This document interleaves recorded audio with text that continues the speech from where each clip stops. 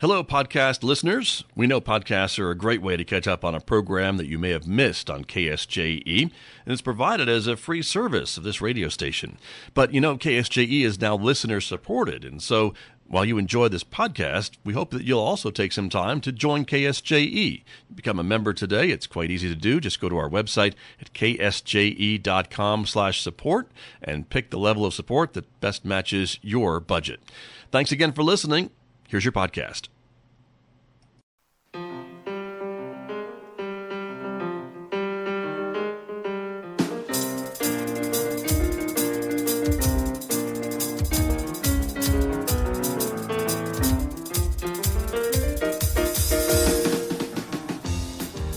Back in Studio A this morning, again with my guest, local archaeologist Paul Reed is back with us this morning. Of course, he is joining us from his home this morning, and I can imagine it's probably colder where you are than it is here in town. Paul Reed, am I right?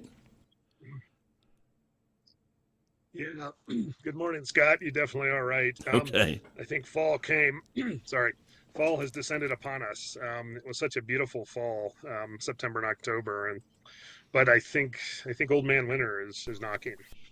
I think he is. He's really pounding at the door, I think, at the moment. It's gotten really cold really fast, but that's okay. We enjoy the change of seasons, and our topic this morning is really interesting to me. I know we've talked about it in the past, but I think there's some new evidence, some new studies that are being published about these footprints, right, that have been found here in New Mexico down at White Sands that really kind of help us maybe pinpoint more accurately, maybe a date of humans in North America. Is that my correct interpretation?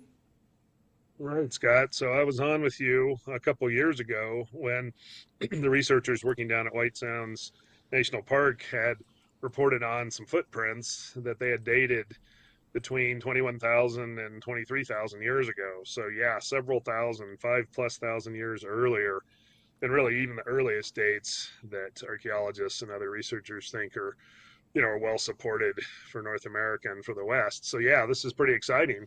And they've revisited now those footprints and done some additional work in dating. So I think this is really exciting. And I think they've done a great job supporting it at this point.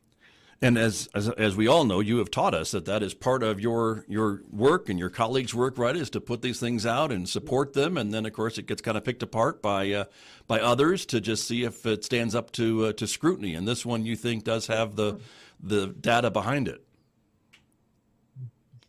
Well, right. What they did initially is they did radiocarbon dating on seeds that were in association with the footprints, and they got the dates between 21,000 and 23,000, and they, people reacted to that. I think they got some pushback, they got some questions.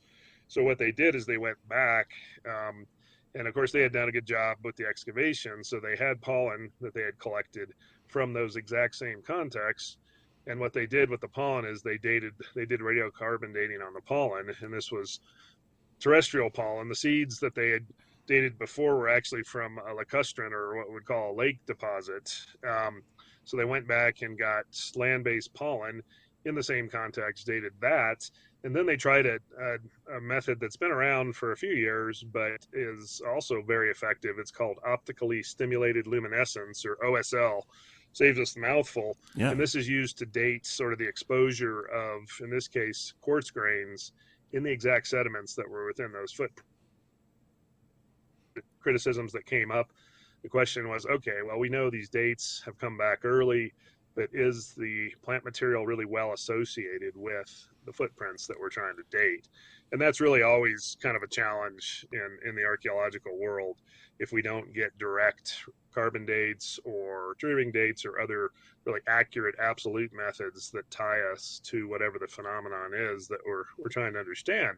So this is particularly powerful now. We have 3 different types of dates and footprints in this context, and it's holding at this 21 to 23,000 years ago. So yeah, really exciting. Interesting. And the article that you shared with me that I'm sharing online is from Science, talking about the headline, New Footprint Dates Bolster Claim That Humans Lived in Americas During Ice Age. Is that kind of this is the area that the time period that we're talking about? Right. And what makes this, interesting and controversial is this is when the continent was still in sort of the full blast, if you will, of the last part of the Pleistocene.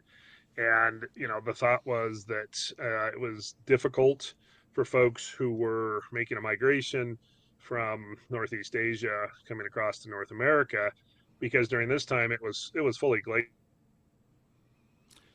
And then about 5 to 7,000 years after that, there developed what we describe as an ice-free corridor coming down into North America across the Bering Land Bridge, with a lot of the water that's there now tied up in ice, but enough room to, this is a little bit overstated, but squeeze folks through, right, through the ice. Right. So this is 5,000 to 7,000 years before that. So, we're definitely looking at some kind of coastal route now, and folks moving down the water, I think, is the accepted idea at this point. And so, yeah, this is very exciting. The other thing is we have no other sites basically in this time period anywhere in North America. So, but then the question is raised: have we been looking in the right areas and looking at the right sediments? Because when we do archaeological work, the work that I do in different places and other folks do, we're pretty much out on the land. We're walking the landscape. We're looking for any signs of prior human activity. But to find sites this old, unless you have the perfect erosional situation, you're not going to see these easily on the surface.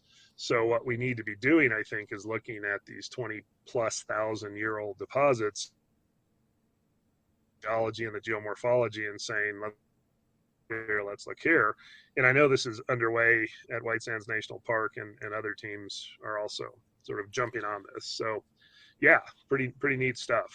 Right. And I guess back at this time then, Paul Reed, to go with the dating that we are learning, obviously New Mexico is not at the current time a coastal region, but was that different this many years ago then? Was there more access to water than we have now?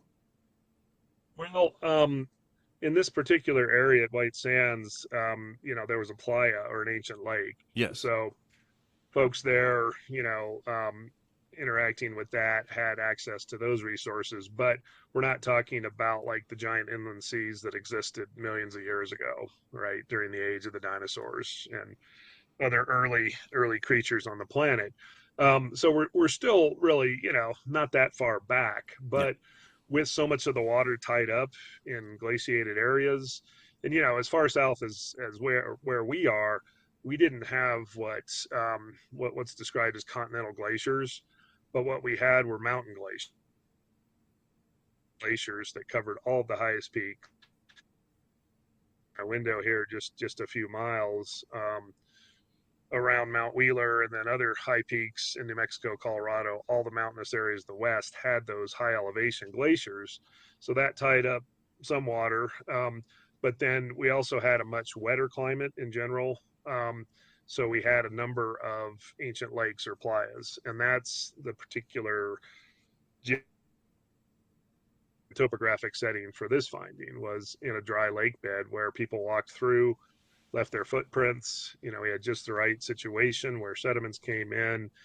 The prints weren't obscured. They were preserved through time and then found later with the archaeological work.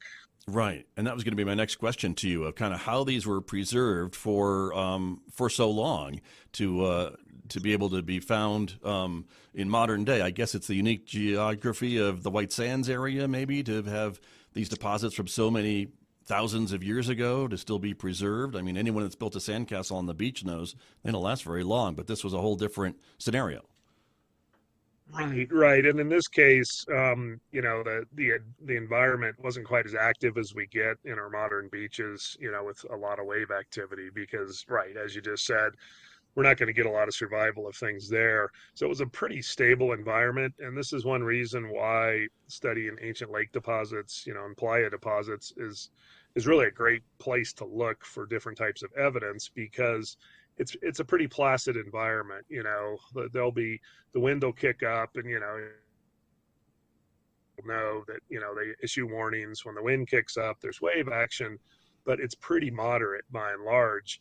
And what we get then in these lake deposits as they dry out through time is really great stratigraphy, as different layers of sediment and soil are laid down.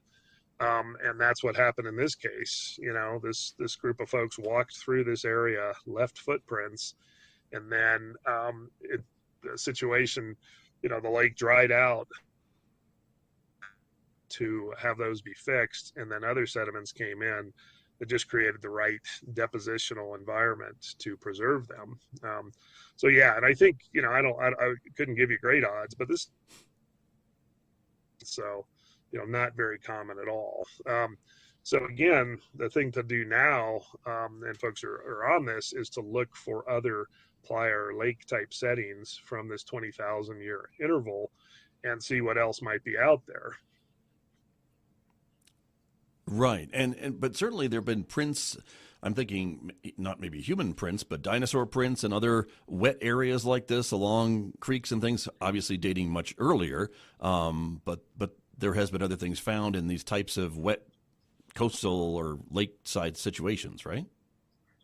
Right, definitely, and some of the most famous ones, over in Africa, in an area called Laetoli, there are prints that are, I think, they're 3.1 to 3.2 million years old, and these were Australopithecine, sort of early human ancestors' cousins that walked through a lake bed there, left prints. Again, they were perfectly preserved, and then the well-known paleoanthropologist Mary Lee back went in to study them, and just really a phenomenon.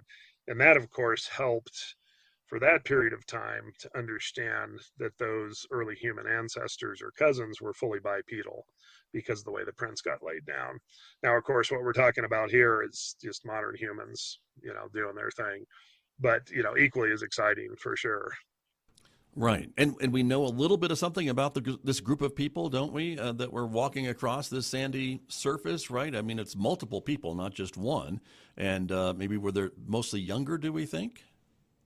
Yeah, different size footprints, young adults, and even some individuals who were more in the child or kid juvenile range. So definitely a family group, and that's real exciting. Because we don't have any stone or lithic artifacts, we have no other remains that are in association with this. We really don't know a whole lot more about this family. This fur that during this time period, well before agriculture, really anywhere in the world, they made their living by gathering plant foods and hunting, probably big Pleistocene mammals. What would be really nice in this case, of course, further is to find some other sites associated with these footprints at the same stratigraphic levels, that would give us tools for, hunting tools, big projectile points, spear points, other stone tools for scraping hides, cutting materials, etc. So that's really what we need to sort of round out what we know about, just this real sort of tantalizing bit of information about these folks. Right. And as you mentioned, though, there is a lot of work being done, I guess, in and around this area or in other similar areas to try to find just what you described. Right, right. I wouldn't say a ton of work, but Okay. Some. folks are definitely interested at this point, and yeah, trying to kind of rethink some assumptions. And with this new timeline, Paul Reed, you mentioned, you and we and all of us have been talking about, you more talking to me about it, that, we say that humans arrived in North America again from Northeast Asia and kind of traveled down the coastal areas along the Pacific coast, if I remember our conversations correctly, and then, came through this area on their way into Central America and on into South America. Is that still kind of the progression, correct? Right. I think there's tantalizing possibilities about folks crossing bigger stretches of ocean, in boats, small boats at the time, but we don't really have what I would consider really good solid evidence for folks coming over from, say, Polynesia, Hawaii, that area, 3,000 miles across the ocean. But in other parts of the world, we definitely have evidence of those kinds of journeys. But yeah, so in this case, we're folks think it's a coastal adaptation, kind of going up and down the coast, finding areas, especially to the south, because we're not as I mentioned, we didn't really have continental glaciers covering big chunks of the land, really much below sort of the Dakotas, going across towards Minnesota into New England, and then coming across and the current state of Washington, some evidence of those continental glaciers pushing a little south. So if they made it as far south as current day Washington, Oregon, then they would have had the ability to, continue their adaptation with the coastal, shellfish, fish resources, and then push inland, to look for other plants and animals as part of their sort of normal migration. The other point I want to emphasize is, we're looking at this from 2023, through a lens into the past, and we do consider it a migration and a movement of people, but this wasn't necessarily folks saying, "Hey, we want to go over there." This is a great place we're going to be the founding populations in the Western Hemisphere, et cetera.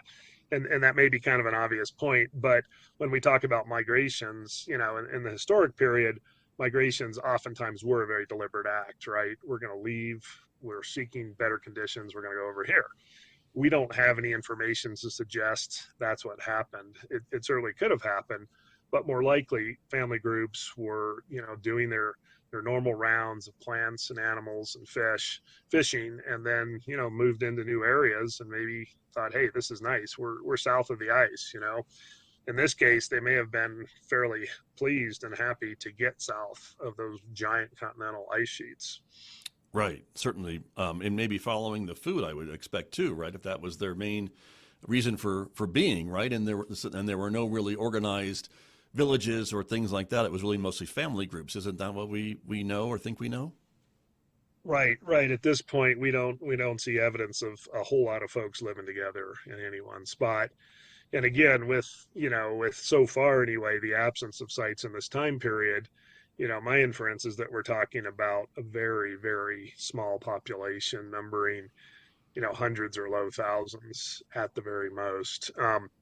And which stands in real contrast to what we talk about later in time, which is this widespread Clovis phenomenon starting around 13,000 and a half years ago, where we see those sites, with the very distinctive fluted projectile points that we call Clovis points, named after Clovis, New Mexico, where they were found, almost 100 years ago now.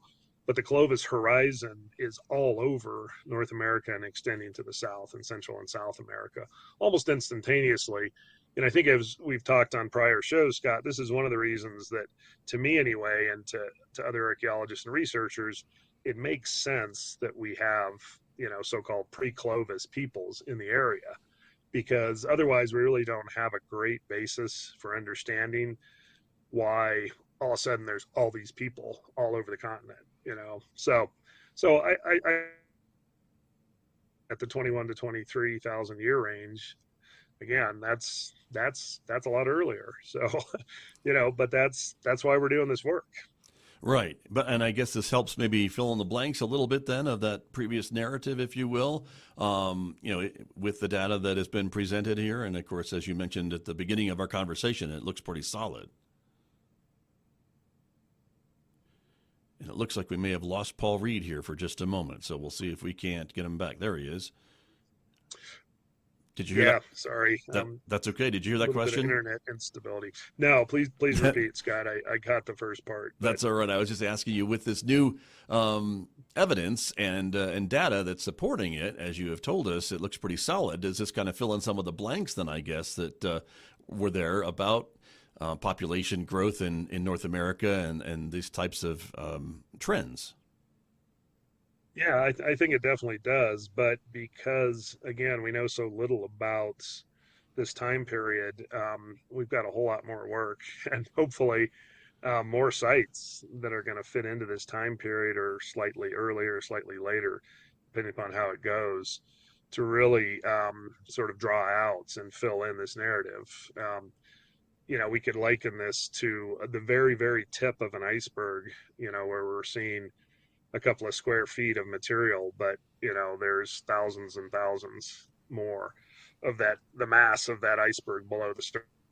So that's kind of what it's like to me. And yeah, I'm almost ready to quit my day job and go looking for 20,000-year-old sediments across the West. Yeah, again, just super exciting. I know I've said that a lot, but this is a revolution, I think, in how we understand this. And one of the interesting things, and in the article that we shared on Science, from Science, my friend at Acoma Pueblo, Kim Charlie, is quoted, and she was quoted 2 years ago saying, "This doesn't surprise us. We have a very deep sense of our time on the continent as indigenous people." And, I think Kim is very kind, but it's kind of like, well, the archaeologist, it's time for you to catch up. So keep working hard. Right. Very true. Very true. And you mentioned earlier some of the data that's that's using to support this article and this idea of the timeline here. And it sounds like there's maybe some newer technology being used to try to help pinpoint the dates a little bit firmer and to stand up to the scrutiny. Is that something also that we're seeing with this article and this evidence? That's right. Radiocarbon or C14 dating, carbon dating, different names, but that's been around since the 1950s, and it's been refined through time. We can now do what are called accelerator dates on extremely small quantities of material, just a few grams, literally. Folks could think about this as, just a collection of the smallest seeds that might come out of things we eat today, tomatoes, oranges, etc. They can date those, and that's great. So we've had real advances there. But in the sort of luminescence dating world, there's a number of different techniques. There's one called thermoluminescence, which will date either rock or pottery, and the last time that those items were exposed to the luminescence of the sun, assuming they get sealed and collect sediments, sort of calibrate that. So we had pretty good luck with, we call that TL for thermoluminescence dating, back in the 90s, when I was working on some sites up in the Navajo Reservoir area and a few other areas. But this optically stimulated luminescence, OSL dating, is tied to that as well, with sort of the last time these quartz grains were exposed, took in luminescence, and then were sealed off in a deposit. This can be done on smaller samples than the TL dating and can go further back in time. So these different methods kind of intersect at different points as we look at this timeline of human presence, on the planet.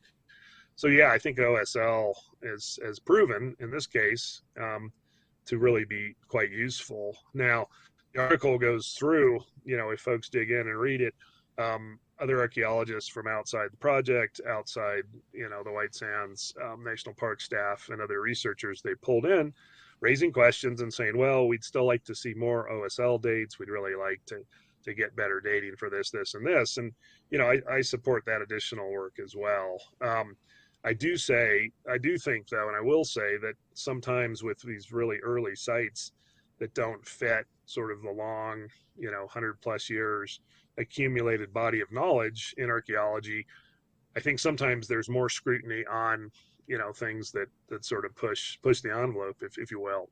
And I'm not saying that's a bad thing, but there are other sites that are much more recent that, I've looked into here and there that sometimes have questionable associations between what was dated and what the archaeologists are talking about. So, levels of scrutiny, I guess, is what I'm suggesting, can vary pretty tremendously across, what people are talking about and what they're researching. Right.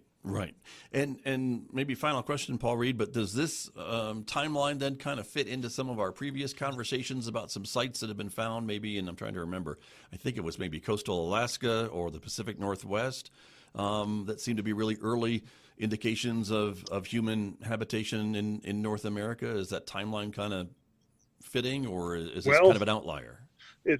It's these are outlying dates, so Okay. they're at least 5,000 years earlier than any other site that we have in North America or in the Western Hemisphere that date to this time period. Now, what this does intersect is some of the DNA evidence that we've talked about, which suggests that we've got people up in sort of greater Alaska, Bering Strait, across to Canada, back to the west, to Northeast Asia, in this 20,000 year time period.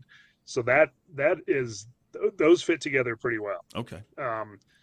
What we would like is, of course, more sites in this 20,000 year range. And the challenge with coastal archaeology is, we talked about sort of the calm playa lake type deposits and some wave movement for sure. The coasts get hammered through time on our planet through, wave action, and especially if there's glaciers that are potentially intersecting, they melt, the water runs, and it was a very dynamic atmosphere climate during the Pleistocene. So we've had trouble, archaeologists as a whole have had trouble finding those coastal sites really anywhere in North America that might go back that far. So, but I think this will push archaeologists who work in those coastal settings to continue to look and look harder. And then in the interior West, again, I think this is wide open, when folks can really zero in on the 20,000 year horizon, as we would call it, and basically see what's out on the ground and what we can learn. So, yeah, very, very neat stuff. Right. Very true. And of course, you have told us before that this migration, if you will, wasn't just a 2-week thing. This took tens of thousands of years, correct? Of that whole movement over that land bridge before it was underwater? Right. We have movements of people, with these sites, this site being pretty well supported at 21 to 23,000. We have movements of people over, hundreds, thousands of years now. And, and then kind of leading up again to that Clovis horizon, just great expansion of population in North America. So, yeah, and just waves of people, climate maybe shutting that down at times, population increases, people move on. So, yeah. A very dynamic setting during this time period. Got you. And a long period of time, too, that we would think. Right.